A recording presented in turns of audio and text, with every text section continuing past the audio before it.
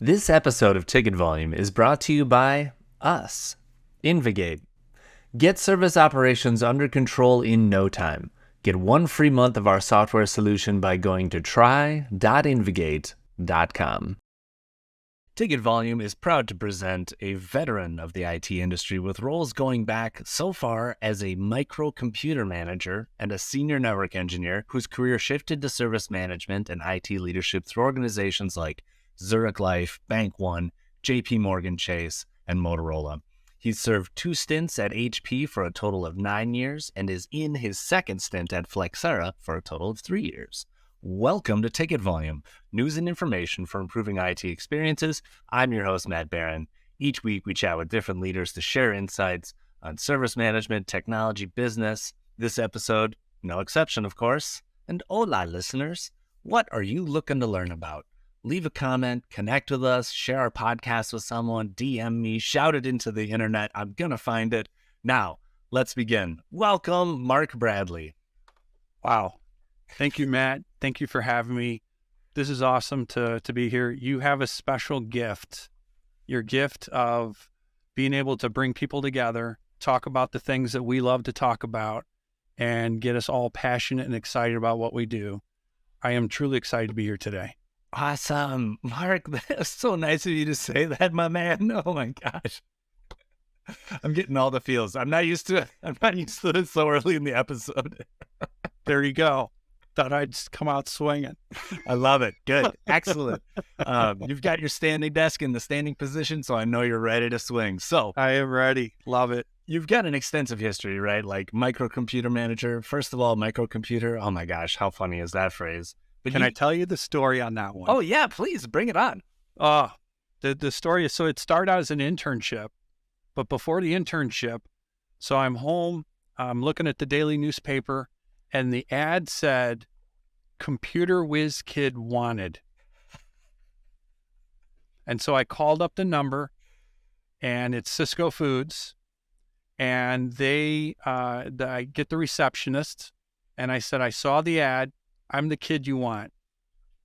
And I kid you not, she goes, "Okay, come on in. The manager is hiring is here. Come on in." So I literally lived on the other side of the train tracks. Like my house was on one side. You cross the railroad tracks, go across this large parking lot, and poof, there's Cisco on 250 Weeble Drive in Des Plaines, Illinois. And I went in, and I'm sitting in the lobby, and I meet the manager, who's like 6'8", Tom Van Orman, center for Texas A&M, recent graduate, takes on his first controller. So anyways, he brings me into this room. He talks to me for a little bit. We talked basketball, didn't talk anything about technology.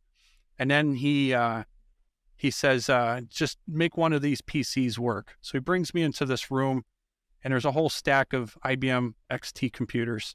So just make one work and we're good to go. And I said, "Well, how much time do I have?" And he goes, "Oh, I'm going to go to a meeting and I'll come back." So I laid them all out, put a monitor, hooked them up, used a floppy disk, booted them all up. He came back and he goes, "Did you get one to work?" I go, "No, sir. I got them all to work." Yeah. That one's got running Lotus 123. That one's running WordPerfect. I just wanted to show you I had an idea what was going on. Hi. Yes. Dude, that's such a good story. That's like war games material. Like that old school 90s. Oh, we just want a whiz kid. Yeah, they didn't know what to call it. Yeah. They didn't know what this role was. This is all brand new. And then I think I spent 9 years there. Loved every moment. I got to learn Novell, Microsoft. I was a programmer. I did some COBOL. I did some Clipper. Now I'm really digging myself. I wrote this food show program that multiple Cisco houses used. Nice. Yeah, that was the beginning. Yeah, that's how you get your all... teeth, which is perfect because that was actually my first question was how you got into service management. And this is how you literally answered a newspaper ad. Yes. Computer whiz kid wanted. I wish I would have saved that. Yeah, that would be, you would have that framed. It would be behind you. Man, imagine if you applied to a job online and someone said, "Just come to interview. The hiring manager's here." Like, what? Yeah, that was the other part. There was no formality of pick a day, pick a time. No, show up. The guy's here today in the office because we used to go to the office every day. Now, Every you've got another claim to fame, though, too, in your history, where I think you came up with the idea that you should put your changes on a calendar. Yes, yes. So, so after, see, I went to a company called Vector Securities, and then did some work on the trade floor, and then they got acquired by Prudential, and then I went to Zurich Life. And as I would go to Vector Securities, every day I would pass Zurich North America, the huge towers. So in Schaumburg, if you're on 53, these are these blue towers. And in my group-wise calendar, I would put a reminder to send resume to Zurich.com. So I would send it every day. And then a day I got called by the CIO. And he calls me and he goes, Mark, I don't know who you are, but every time I get a stack of resumes, yours is on top. And I would look at the last stack and yours is on top. He goes, I don't know what you can do or what you can't, but come talk to me. So we did. So I came and I talked to him, and what he wanted was someone who is a jack of all trades, but a master of none, and be the help desk manager. Like, sure, I could do that. And he goes, we're using this thing called Peregrine. Oh, yeah. Peregrine, yeah. And so I was a manager for a while. I learned it, loved it, and I did a high-end, I felt that he gave me some money to get people certified in Microsoft and Novell, get those certifications and pay them a bonus. So they had higher caliber people that understood the problem. And ITIL, that's when I learned about ITIL 2.0, 2.x. Wow. And it was volumes, because Zurich North America was a European-based company, and they were all about ITIL. And then he called me into his office, says, Mark, you're doing a great job, but I want a new management team. And the management team, they kind of want to bring their cronies, if you will. Anything else you want to do in IT, just tell me. We'll train you, and that'll be your job. Wow. I said, well, I really like this Peregrine thing. Yeah. I can make some things happen. And I've already been able to make it do some things. So I'd love to learn that. So they sent me to every class. I did 3 in Orlando, 2 in San Diego.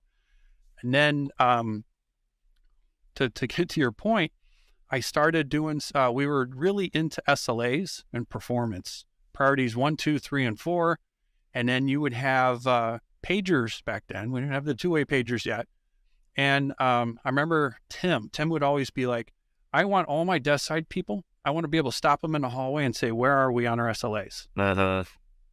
And so on the intranet, I made a ticker tape, all the lines of business and what their P1, 2, 3, 4 on it. And then I found this calendar, which was a Perl script.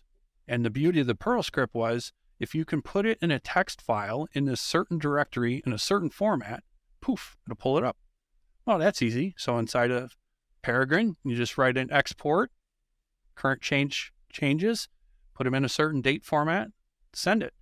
And it was on intranet. So now we knew all the changes that were happening.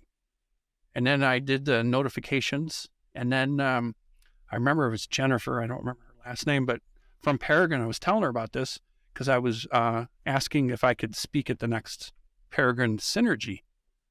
And I did this great presentation, room full of people. It was my first one. It was awesome. Really felt good about it. And then they said, well, those stats and everything, we'd like to come see how you did that. So they sent 2 engineers to Zurich, North America. And then they saw my setup and what I was doing, because we didn't have, communication like this. Right. We had Procom. Yeah. You want to get on a conference call? How am I going to share my screen? You want to share your screen? Yeah. You want to see us? No way. Yeah. So they sent some engineers, and they took a copy of my code, loved it, and then it became part of the product. They didn't use the exact same way I did it, but they were able to make the change calendar, and that became part of the product. And now it's status quo. Everybody, how would you not go forward without a change calendar? Yeah. It's everyday stuff. It is. Yeah. Some of the small shops that I know are actually like, that is literally how they manage changes. You create it on this calendar, and that's how the whole thing starts. Yeah. Yeah. I love that story too, because it really highlights how you highlighted how upskilling brings up the maturity of the organization. that is such a, like, you glossed over that very quickly, but that is a key point, that if you train a bunch of people, you suddenly have this like very capable staff. And I also really like how you pointed out, like, you could just build, you could see the need, you could see the good practice, you could just build the thing that you needed for the business. That is the dream. Like, you are just describing the service management dream there. Yes. It's why I got into service management, and it's why I think a lot of people are looking for that dream and searching for it again. How can we actually, deliver what our organization needs? Yeah. I have always believed in my career. I mean, luckily, I have a computer science degree. Well, And so development and programming I just took the different path than all my fellow classmates did. They went on to, build some amazing products at Oracle and whatnot. And a couple guys at Sun, yeah. trying to think back, and a couple of scientific labs, they did some stuff. I think I'm the only one that went to service management. Mm-hmm. Yeah, you don't see many comp sci people because it's such a humanities focus. You're always focused on people. People are the Yeah. challenge of service management. So Yeah. Yeah. So I always found it to be my own playground where I could figure out how to make the job mine, make myself valuable, and then do some really cool stuff. And then it's easy to walk away from that one and go to the next one because, well, it stands on its own. yes. And I think what you called out was I did enough of that where companies say, "Hey, can you come back? That was pretty cool what you did. Can you come back and do it again?" And so it was interesting. You talked about, so my first stint at Flexera, I brought up a product called That Portal. Okay. And I was reaching back to HP to say, "Hey, I would love to integrate with your service management. I think there's synergy there." And they go, "Better yet, why don't you come back and build Propel?" which was this catalog aggregator. And I'm like, "Oh, okay, I could do that." My gosh. Yeah. And so I didn't mean to turn this into a career episode, but like this is a great story about how to start a career and then continue to grow on that career. You can see how like lots of different paths can lead you to this point, and really just being a lifelong learner and like someone who's curious and willing to hack stuff together, you can really advance your career in a long ways. But you did reach out specifically to talk about sustainability, and I did want to talk about that specifically. So what brought you to sustainability? Why are you curious about it? Why are you working on Sure. it? What do you think about it? Sure. I think, no, it's a great point. Sustainability is an extremely important topic. I'm sure your customers are reaching out to you. What can you do for me? Our customers are reaching out. IT has a critical role. One, because we are the ones who are abusing the planet with our current technology. And two, we are the ones who can fix the problem with our current technology. We are on both sides of the coin. The middle of the coin, the edge of the coin, is disclosure, legal, the government, everyone that's saying we have to do something, we have to do it yesterday. And so now we within IT need to figure this out. Yeah, whether it's data or vendors or equipment or how the services are built or designed, right? Exactly. And I think from a hardware perspective, all the hardware vendors have got a full court press on them. It'll be their job to provide us how to calculate their footprint. And I think we have that in 2023. I think that's under control. The opportunity is, and with all due respect to our friends at Oracle, when you look at an Oracle implementation that was built decades ago and dragged forward and with all kind words, lipstick put on to make it modern, but still they need more CPU, more RAM, more disk space, and they're coming bigger and bigger and bigger where the only way you can run it is in the cloud. How much CPU are you turning and burning? That's the next opportunity. Wow. That's our challenge. Yeah. I think the other part's under control. Okay. Fascinating. Yeah. You can see how easy it would be to quickly identify a hardware vendor. Like, okay, we need to use these kind of laptops from going forward because it's just better sustainability. It's probably going to be more cost effective over the long run.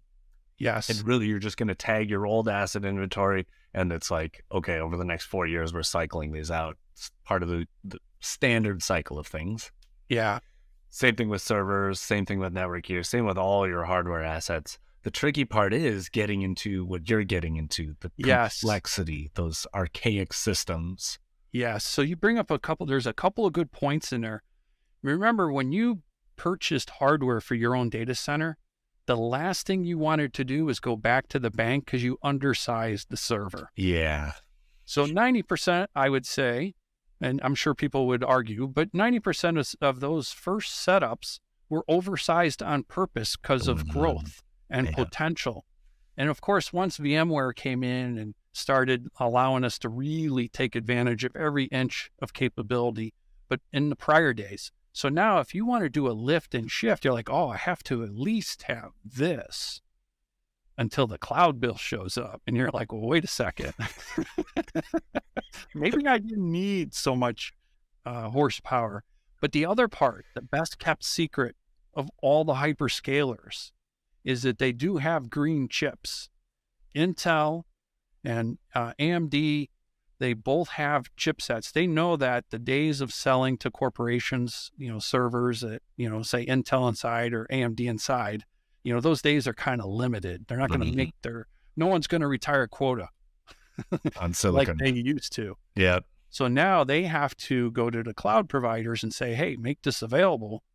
But they now need the customers that were once buying them now requesting it. And then now with these new chipsets, reduced emissions, faster, stronger, hold, the goal, get us to the goal sooner than what we're currently using. But if you don't ask for it, guess which one you get? Yeah. Turns out you'll be driving the most powerful car you can possibly imagine. It's like when you go to a rental car at the airport and they're out of all the standard cars. They're like, oh, I'll bet you want the Maserati. Yeah, why not? And you're like, okay, I'll drive the Maserati this time. But then you go and get gas 6 times on a 3-day trip. And you're like, exactly. Why? Why did I do this? Or Don't mind that worse, cloud of you smoke crash it behind and you you. have to replace an entire Maserati. That would be worse. Yes. So I've been wrapping around trying to understand it. The ITIL 4 book that came out on sustainability, I think it was extremely well done. The first part I'm finding is educate. Executives are being thrown into this. People from bottoms up are being thrown into this. We're like, what the heck is this? How do I calculate carbon footprint? What does this all mean? So I found that, I've had a chance to speak at a few conferences on the topic. I think we were talking about the sustainableIT.org, that organization that came up. I think that's game changing. I think there's more opportunities there to educate. And then I think once we're educated and we're making the right choices, then between all the vendors, this is one of those topics I think all vendors should be able to cross the aisle. We have amazing capabilities between all the different platforms. I feel like this should be the DMZ zone, sustainability. How can we help each other? How do we open up our APIs so that we can help each other get through this and start to help on customers' disclosures? Yes, because they're going to start requesting that software vendors be ESG certified of some kind. Exactly. And I like what you pointed out there, because it will come down to a technical restriction at a certain level when we start talking about ETL, when we start talking about integrations, those open API integrations that we depend heavily upon. Yes. Everyone does. Yeah. And if the system isn't on to receive that API, what happens then? How are we, is the database all becoming a flat file? And there's your integration layer when the system is off, maybe. Yeah. And these are the discussions that the DevOps teams and the service designers and product designers are going to need to overcome, to understand, And I also think this is an area of opportunity that the hyperscalers, with their financial war chest, should be reaching out to our fellow, software creators, if you will, and fund some of this. Hey, we know you have some information. We'd like to take it to the next step. Here's some funding to help make that happen. And then help us help our customers. Because indirectly, we all have a lot of the same customers, right? Yeah. So I see opportunity there. Yeah. Yeah. There's a massive amount of opportunity, and you're right.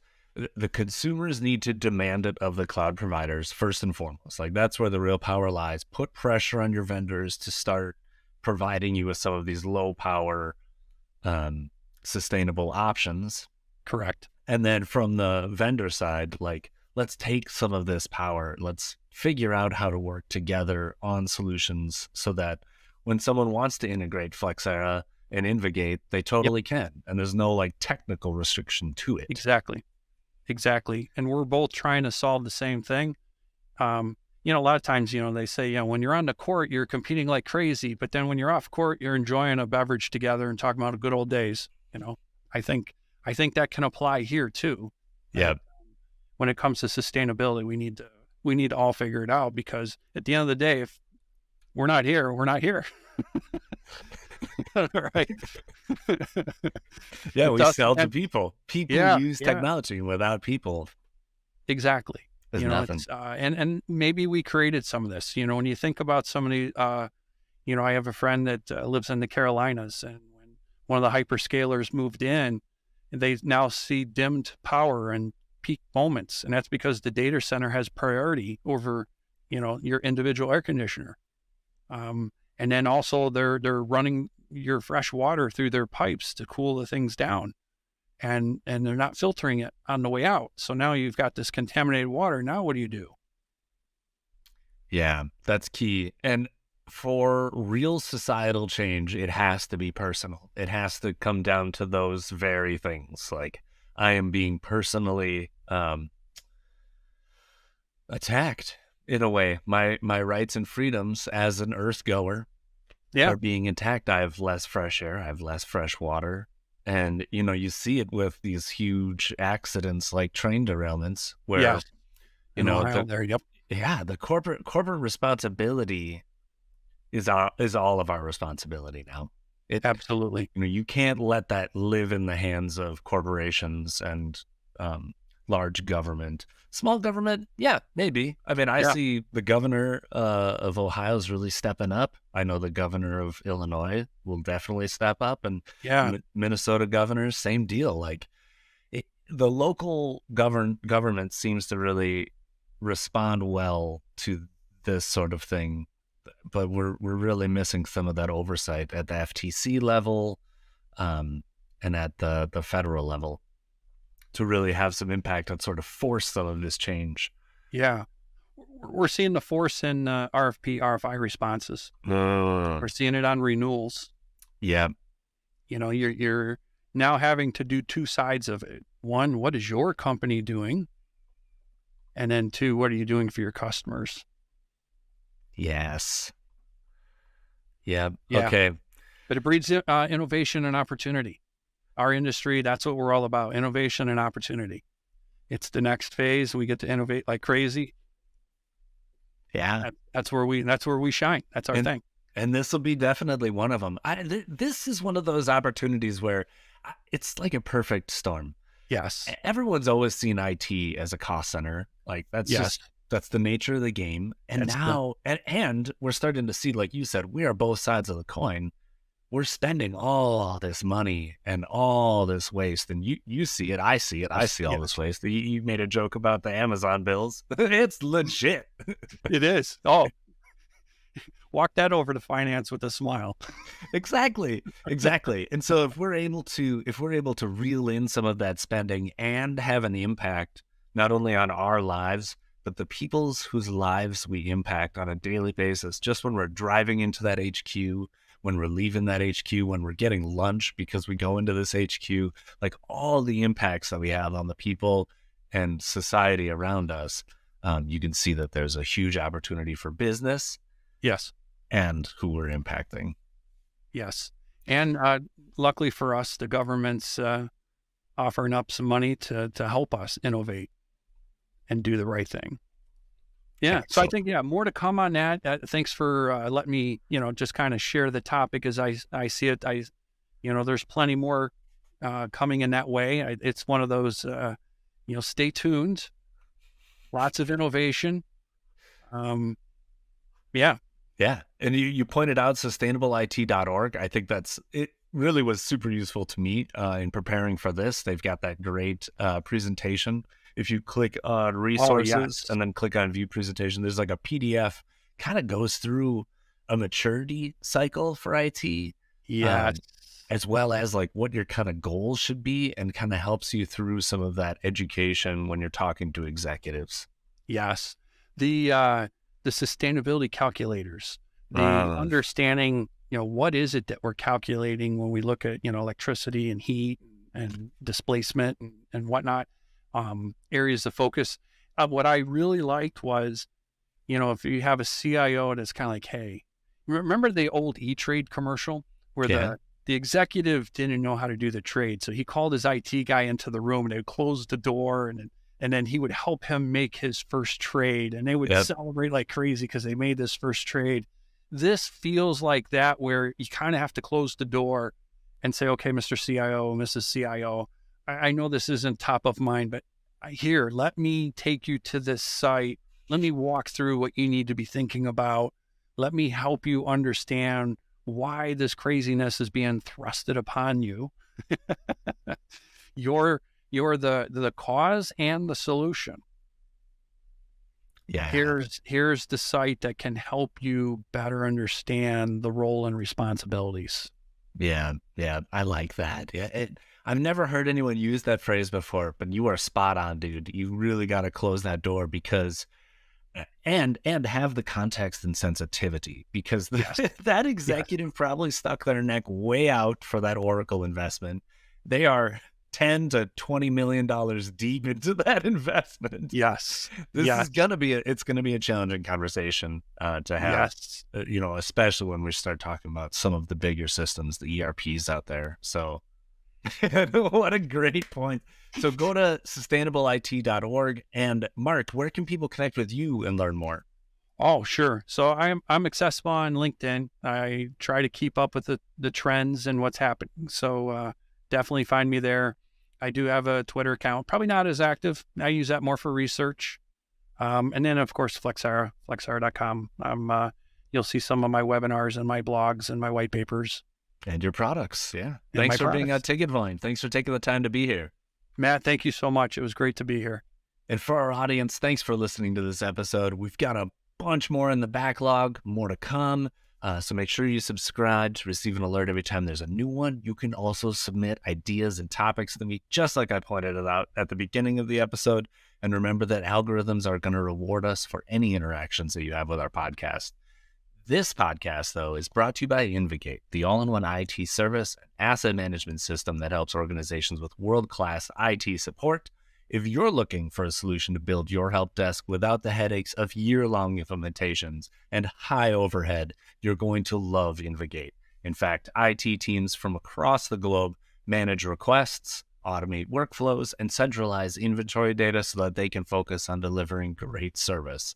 Because remember, good service is good business.